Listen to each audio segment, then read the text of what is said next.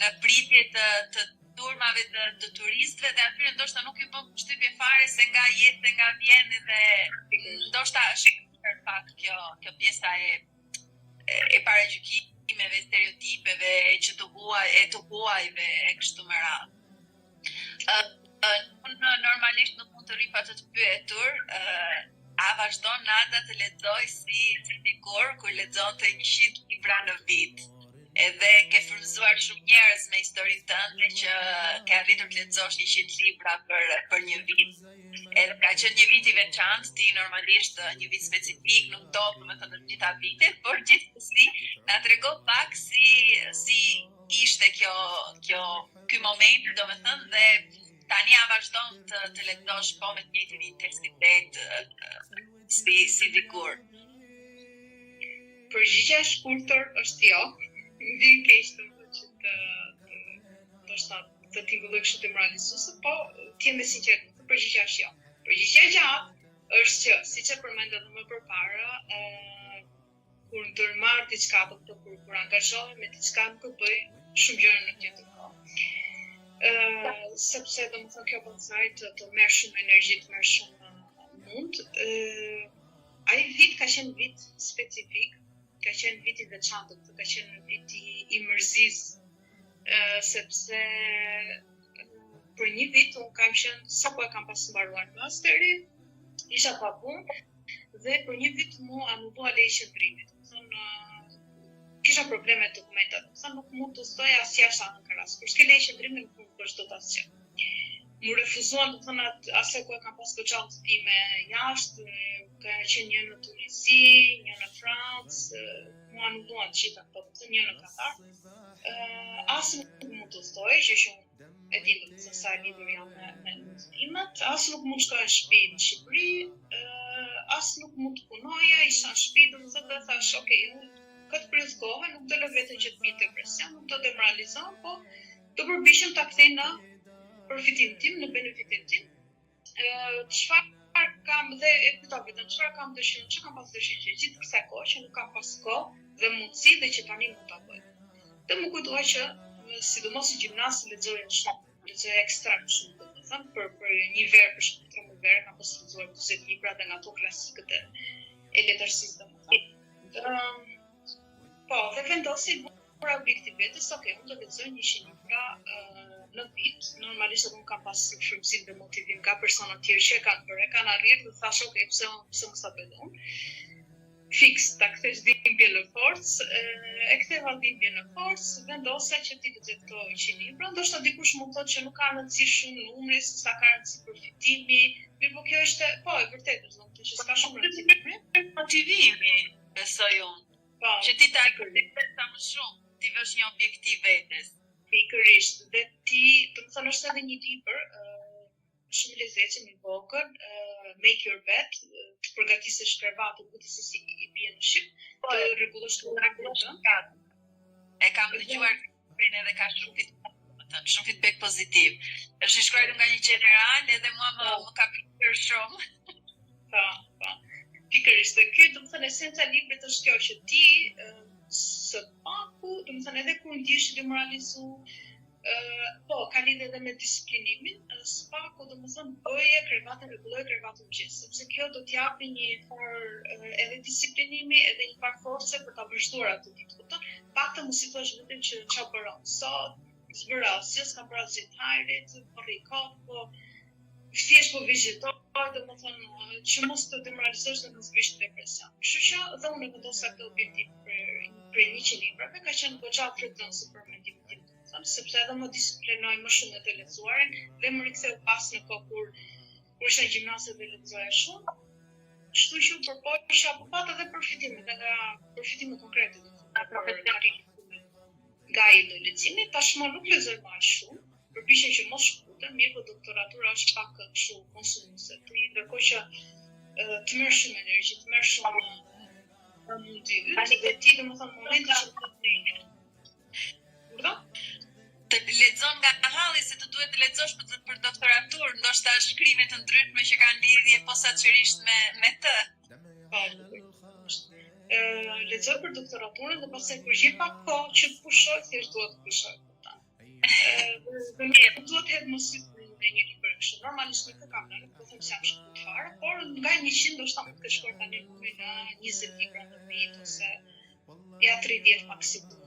Po, siç e tham, siç jam dakord të gjitha, numri nuk ka rëndësi ka disiplinimi dhe angazhimi në çështje.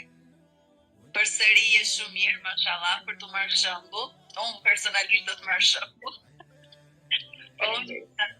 Përqej shumë edhe shkrimet e tua, ato shkrimet e vogla që ndoshta nuk janë të gjata, nuk janë lodhse, ama japin një mesazh, godasin në shenjë, sidomos njerë kur ndodh ndonjë diçka kështu që është temë e nxehtë e momentit edhe po diskutohet gjithandej deri nëpër media, ti ke një qasje ndryshe, edhe ndonjëherë edhe shumë, domethënë tamam godet atje ku duhet. Ke shkrime të ndryshme përveç portalit muslimania.al, tek sheshi po përmend një, ndoshta edhe nuk po zgjatem shumë të tjerë, po që këtë edhe në faqen tënde në rrjetet e tua sociale. Më tregu pak, a të vijnë spontanisht këto shkrimet apo janë pjesë e procesit, do ti je gazetare në thellë në shpirtin tënd edhe nuk rri dot pa e thënë diçka. Si është kjo pjesa e reagimeve? Apo e ndoshta është një kombinim të tillave, pak artundë. Është një autor turk i cili thotë, po mos ta kisha shkruar dhe kisha plas. Do plasja në tërë vetë. Nga njëra anë përpiqem që mos të prenoncohen për çfarë do të gjë, sepse nuk është mirë, domethënë ne nuk jemi gjithë nuk mund të flasim për çfarë do të gjë, nuk është mirë që të prenoncohemi për çfarë do të gjë. Kështu që përpiqem të mbaj një balancë mes kësaj dhe mes asaj të dëshirës që më dhën një kontribut për atë temë. Kupton, tipet ndoshta personat e shikojnë përgjithësi opinioni publik po shikon këtë lloj qasje, kurse unë dëshiroj të sjell një qasje tjetër, që okay, është kjo qasje, po unë do të sjell edhe këtë qasje. Shikoni se ekziston edhe një mendim ndryshe, shikoni se i mirë e keq ka rëndësi, po ekziston edhe një mendim ndryshe. Ekziston edhe një mendim i plus mos edhe që ka i tipi më kështu një stret që kam qef të rebelohet të thënë her pas here për temat caktuar, sidomos kur temë që kam afër zemrës. Temë që më ka prek personalisht, temë që për mua është e rëndësishme. Kështu që le të themi një kombinim i gjitha këtyre. Okej. E kuptueshme domethënë, është mjaftueshëm. Ka pyetje pa fund, edhe mund të rrim gjithë ditën këtu, me ditë të tëra domethënë, po Nada ti shpesh duke u marrë me gratë dhe me vajzat muslimane me shami, e ke vënë re se si ju tregohet atyre vendi. Pra që nuk je për këtu, nuk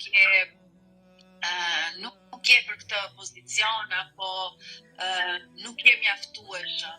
E ke vëndi diku tjetër, e kështu me radhë, shpesh edhe specifikisht, domethënë, ju tregohet vendi tamam ku e kanë.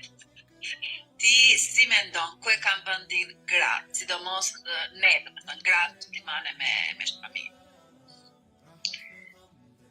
Unë kam disa vite që mentoroj vajza të reja në karrierën e tyre, në hapet e para të karrierës. Një program dhe që është Stella Network, po këtë e bëj edhe vullnetarisht që më në kam profesionalisht, po e bëj edhe veçmos për temën në këtij projekti. Dhe ajo që kam dert, që kam shqetësim, është këtyre vajzave të reja mos t'i jepen mesazhe të gabuara, mos t'i jepen perceptime të gabuara, sepse thash kohë të fundit në fakt kësaj të industrisë veç zhvillimit, çdo gjë e bëjmë fushë dure, çdo gjë e bëjmë që për shumë, unë nuk do të shpresoj mos të tingëlloj ofenduese për gjithë ato vajza që ti ke intervistuar përpara në këtë program të emision. Unë realisht, faktikisht se vishën të jem sa më kështu të thotë që mos të unë nuk jam në atë mendimin, unë nuk jam dakord me atë mendimin që gratë e kanë vendin aty ku dëshirojnë ato. Nuk është aq kollaj. Kjo është një thënie shumë idealiste. Unë jam person pak më realist. Unë mendoj që ka 3 faktorë, ka 3 gjëra që ja përcaktojnë vendin grua se ku është dhe se ku e ka vendin. E para herë është mbi të gjitha, më kryesori është Zoti. Domethënë, gratë po çdo njeri, çdo person e ka vendin aty ku Zoti ja ka shkruar me qenë. Për atë periudhë kohë e ka vendin aty ku Zoti ka dashur e tij, kupton? Kjo është pjesë e kaderit, kjo është pjesë e fatit, le të themi. E dyta është që gratë, faktori i dytë është shoqëria dhe sistemi.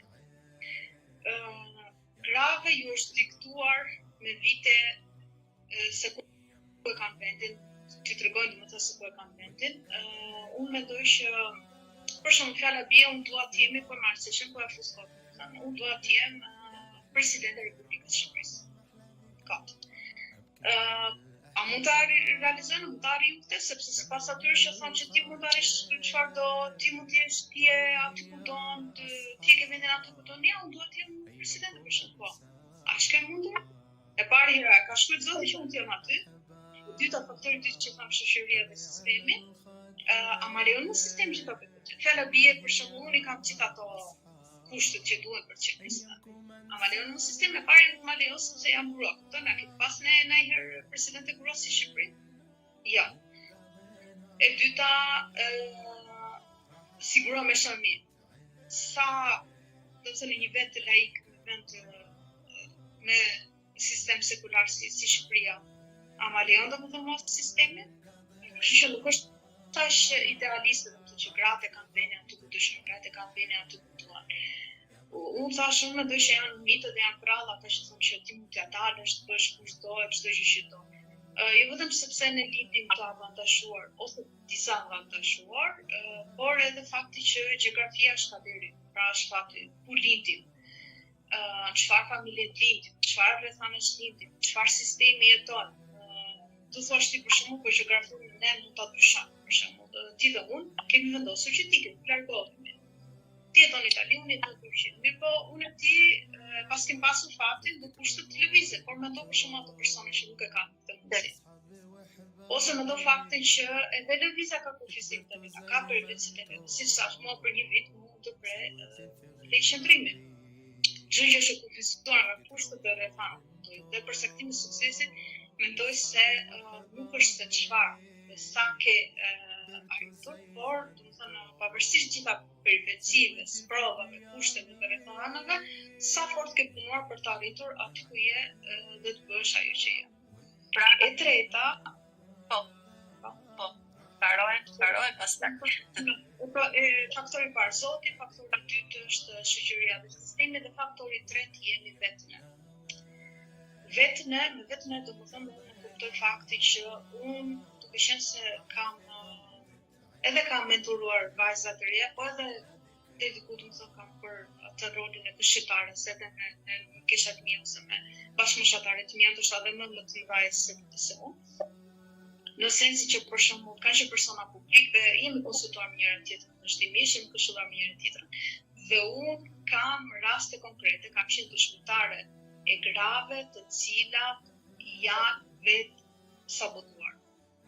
Ju është dhënë një mundësi, për shembull një mundësi e rrallë në jetë, kupton, ju është dhënë një shans i vetëm në jetë dhe çfarë kanë bërë e kanë sabotuar, e kanë refuzuar, e kanë pas mundësinë, e kanë pas kushtet, e kanë pas kualifikimin, e kanë pas çdo gjë, mbështetjen, rrethanat kushtet gjithë e kanë pas dhe e kanë refuzuar si rast. Sepse një ndër arsyet është se ne si gra kemi vetë absorbuar, kemi vetë si thuhet përbrendësuar gjithë ato që janë të paragjykime pikërisht, të gjëra paragjykime ose ti mund t'ia dalësh, ti si mund ta bësh, domethënë vjen edhe nga ajo sindroma e impostorit e mashtruesit. Do thënë e pari herë se ndjen vetë ata, ose e dyta i kanë përbrendësuar gjithë ato, domethënë që jo po ti si atë, si e zonja ti kështu ti ashtu, dhe ç'a bëjnë? Vetë sabotohen dhe refuzojnë gjithë ato mundësi për sukses. Kështu që unë mendoj se gratë janë aty ku e kanë lejuar vetëm t'jenë, ose sistemi ka detyruar t'jenë. Pra, pak a shumë do të them këto tre lloj faktorë ndikojnë për të përcaktuar vendin e grave. E kuptoj. Domethënë edhe sot, edhe në këtë pyetje erdhe me qasjen tënde. edhe ndryshe, edhe unë të falenderoj. Mos të normalizuese, po shpresoj të keq sa do realiste për të thonë pak atë balancën, për shumë përcjellë pozitivitet deri diku, domethënë edhe toksik. E di pse, sepse kjo është shumë e rëndësishme për shkak se unë kam parë shumë gra që përfundojnë të frustruara. Kanë shumë lehtë, kanë shumë frustrim, vetëm sepse nuk janë aty ku duan të jenë. Fjala bie për shembull ka thënë zoti një shtatzani të paplanifikuar. Kupton? Dhe bëjnë domethënë sikur ka marrë fund çdo gjë, e bëjnë as tragjike, o më prishën planet, më se çdo gjë po mbys etj. Dhe kjo pastaj kthehet në frustrim. Dhe frustrim çfarë? Shpërthejnë pastaj me gra të tjera që kanë sukses, duke i sulmuar ato, duke i sabotuar punët e tyre, nismat e tyre. Kështu që duhet jemi kujdesshëm çfarë mesazhe që japim, njëra tjetrës, po veçanërisht të vajzave të reja që janë në fillim të karrierës tyre, domethënë nuk ka nevojë për frustrim, ti do vazhdosh, domethënë sipas planit, jep maksimumin tënd, shfrytëzoj gjitha rastet e mundësit që t'jepen, mos e vetë saboto veten, mos mendo se nuk je enough, nuk je mjaftueshëm, edhe nëse mendon se je mjaftueshëm, puno më fort për që mjaftueshëm, sepse normalisht mund edhe të na ofron mundësi që ne ndoshta nuk jemi dashur të kualifikuar. Për shembull, unë jam për atë që fake it until you make it. Në fund duhet ta bësh, tani jo të hiqesh për t'i kësaj, sepse po shoh që duke shpërndon shumë tituj, persona përdorin tituj që nuk e kanë, sepse nuk i meritojnë, kanë kualifikuar për atë, ose dalin e flasin për koncepte të ndryshme për cilat nuk janë kualifikuar për atë. Nuk e di, duke se ime drejt fundit, se mos marr shumë kohë. Nuk ka problem. Okej. Dhe do edhe më të fiksoja. Ishte pyetje e fundit, edhe mesazhi që më erdhi mua është që ne pavarësisht se ku jemi dhe ku duam të shkojmë, me shumë optimizëm apo duke u tërhequr zvar, duhet jemi të kënaqur me atë që Zoti ka caktuar për ne. A më erdhi tamam mesazhi apo? Po pra, kjo është ideja. Do të thonë që e para herë do të marrim në konsiderat këto tre faktorë të ndryshëm. Zoti, shoqëria dhe sistemi dhe vetën e kuçën vetëm, kupton? E para që duhet pajtojmë me saktinë e Zotit. Zoti na ka dhënë këtë lloj roli për momentin, na ka dhënë këtë lloj përgjegjësie për momentin, dhe ne duhet t'japim maksimumin atë rol dhe në ato kushtetatore thane që jemi. E dyta është sistemi dhe do të thonë shoqëria, sepse ne mund duam të bëjmë shumë gjë për të na lejuar sistemi dhe ne prapë do japim maksimumin për të arritur domethënë objektivat tona, dëshirat të realizojmë ëndrat tona. Dhe treta, mos ta vetë sabotojmë veten tonë. Prapë të veprojmë në një harmoni, në një sintoni, në një sinergji mes këtyre tre faktorëve të ndryshëm për të realizuar ëndrat tona. Allah ta shpërbleft, edhe Allah të dënë sukses qoftë në aspekti personal, profesional, po në gjitha ato që ti dëshiron të arrish. Unë nuk kënaqa shumë, tash që mund ta zgjatim të pafund edhe të konsultohemi, po unë elhamdulillah kam fatin që të shkruaj sa herë dua, edhe je aksesueshme, domethënë nuk je kështu alien. Po kjo vlen edhe për gjitha vajzat, është ato që nëse do na ndiqojnë më vonë, mund të më shkruajnë të thënë realisht, unë nuk e mbaj veten si ato persona që nuk janë aksesueshëm, sepse edhe unë deri dje kam qenë ti kupton. Edhe kam patur thënë vajzat e tjera që kanë pas shembull, ju shkruaja, ku diuni kontaktoja dhe nuk theshin përgjigje dhe demoralizoheshin, dhe kjo ka bërë që të përpiqen të jem aksesueshme, kështu që lirisht më